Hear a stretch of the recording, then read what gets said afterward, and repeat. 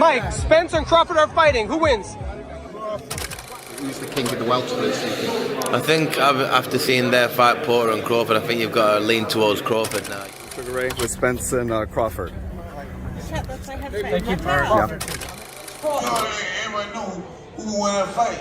It's like Errol Spence. Okay. Errol Spence, he'll be looking young and not up more than 6 rounds.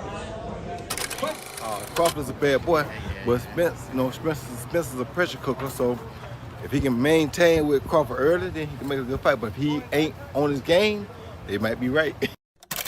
Crawford reminds me of me, bro. So I'm pretty sure you know how I feel about that. Ain't nobody else gonna say that, but I'ma say it.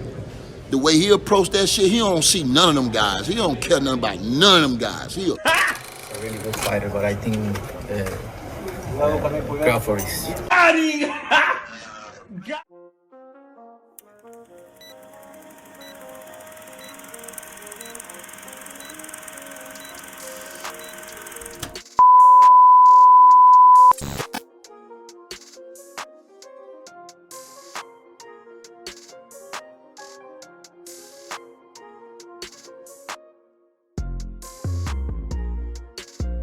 So what do I do, YouTube? It's your boy King David in this thing, and I'm back at y'all again with another video. Okay, so before we get going on the video, man, y'all know what to do. Go ahead, hit the like button, and if you're new here, be sure to subscribe one time for your boy, so we can continue to grow like we need to grow on this channel. You know what I mean? Yes, sir. Alright, so y'all see what the title of the video is, man.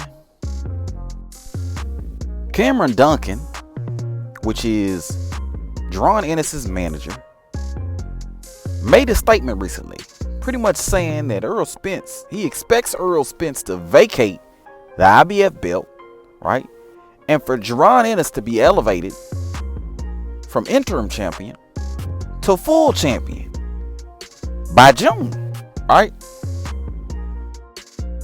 Now, the first thought I have when I hear this is duh. Right? That's the first thought that I have in my mind when I hear this. Duh. You know what I mean? Duh.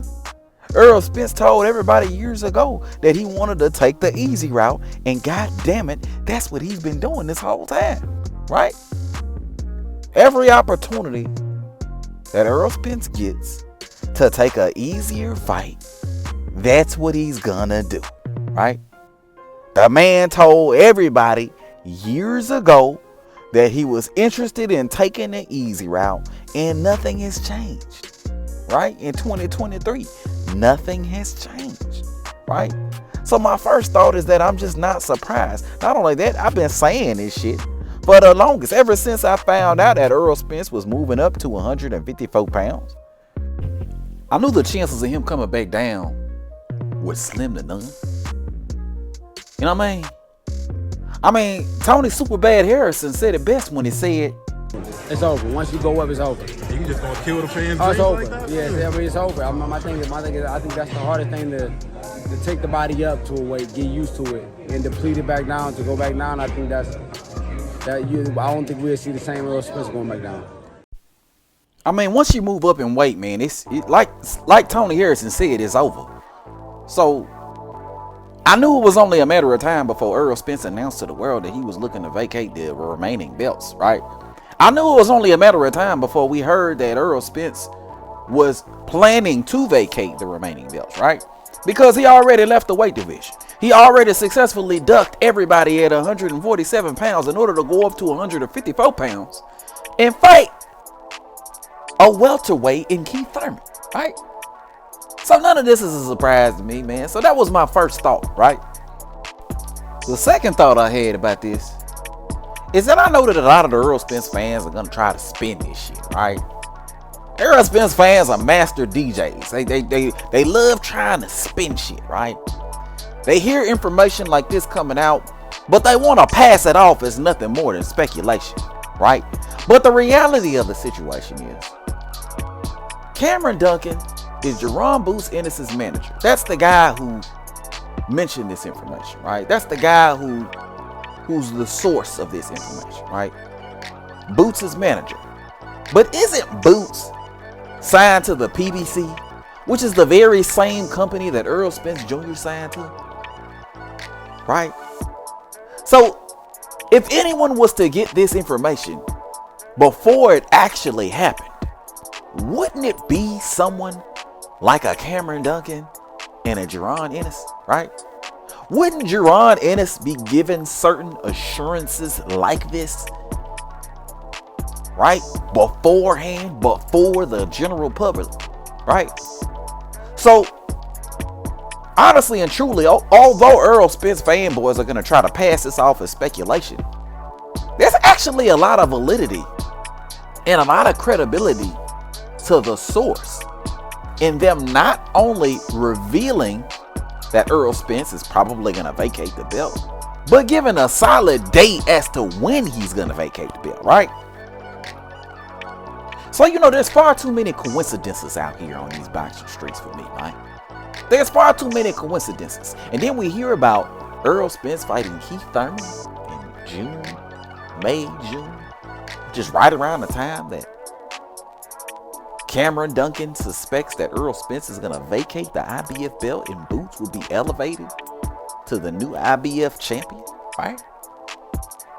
Nevertheless, I digress. Because the third thought that I have when I get this information is that it's pretty much confirmed that Errol Spence ain't spinning the block, right?